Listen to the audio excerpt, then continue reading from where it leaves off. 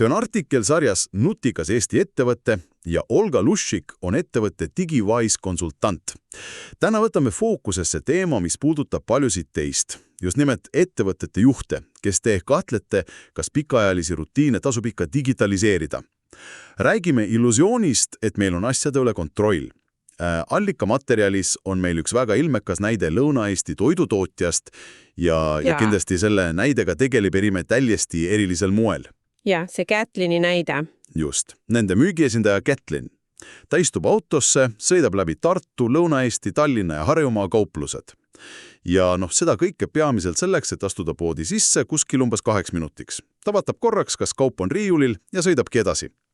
Põhjendus on ju selline täiesti igapäevane, et muidu ma ei tea, kas kaup on kohal, me ei usalda kette. Tundub loogiline, aga mis seal pildil tegelikult valesti on?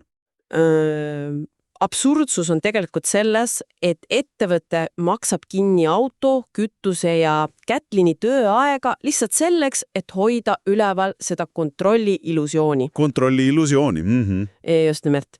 Need nähtavad kulud, need on kõigile teada ja neid aktsepteeritakse, sest nii on ju aastakümneid tehtud, eks? Aga tõeline probleem on see pime ala, mida Kätlin oma 2-minutise poekülastusega lihtsalt ei kata. Tähendab, ta läheb ju poest ära ja... Ta läheb ära ja kui ta poest lahkub, siis viib riiul juba 10 minuti pärast täiesti tühi olla.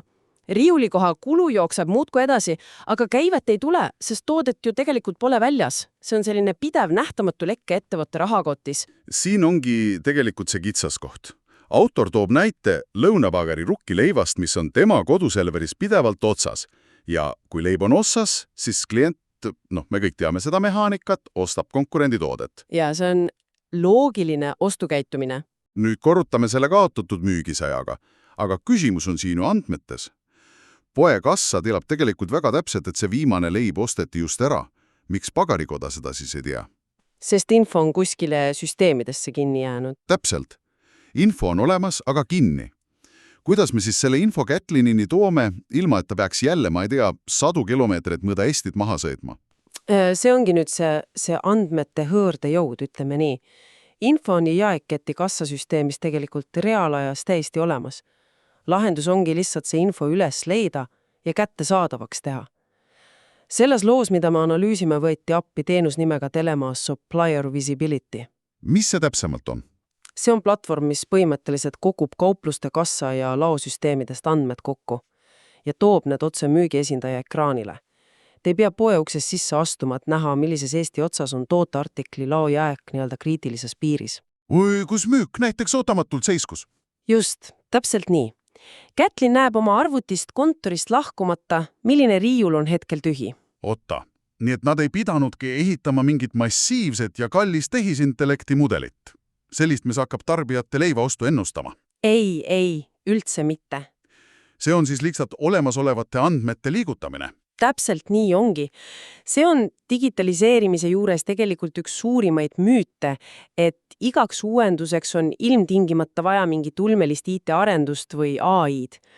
Enamasti piisab täiesti sellest, kui muuta seni varjatud info otsustajatele nähtavaks. Ja Telema lahendus on juba valmis kujul turul olemas. Jaa, keegi ei pea seda nullist programmeerima hakkama. Ja oluline taipamine on siin see, et Kätlin ei jäänud tegelikult andmete nähtavaks tegemise tõttu töötuks. Töö sisu lihtsalt muutus. Õige. Tal kadus ära see mõttetu rooli keeramine. Lõpuks ometi saab ta tegeleda päris müügiga.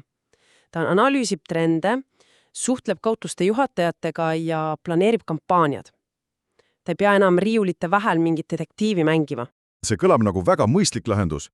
Me võime siis kokkuvõtteks öelda, et läbipaistev andmeseire on korrades odavam ja muidugi tulusam kui see pime manuaalne kontroll. Absoluutselt. Ettevõtete juhid võiksidki oma protsessidele palju kriitilisemalt otsa vaadata. Üks väga hea viis selle süstemaatiliseks hindamiseks on näiteks digitaliseerimise teekaardi koostamine. Kuidas see täpsemalt aitab? See on sisuliselt plaan, mis aitab kaardistada ettevõtte praeguse olukorra. See näitab samm-sammult, millised andmed on puudu ning millised tehnoloogiad tooksid tegelikult selle kõige kiirema tasuvuse. See on turvaline esimene samm. See kõlab tõesti nagu väga praktiline esimene samm. Tõmbamegi siinkohal tänasele analüüsile joone alla. Aga enne, kui te oma igapäevatoimetuste juurde tagasi lähete, mõelge korraks ühele küsimusele. Milline teie ettevõtte igapäevane ja harjumuspärane rutiin on, tegelikult lihtsalt sümptom sellest, et teie andmed ei liigu sinna, kus neid otsuste tegemiseks päriselt vaja on. Teeme targa andmekasutusega nutikamaid otsuseid.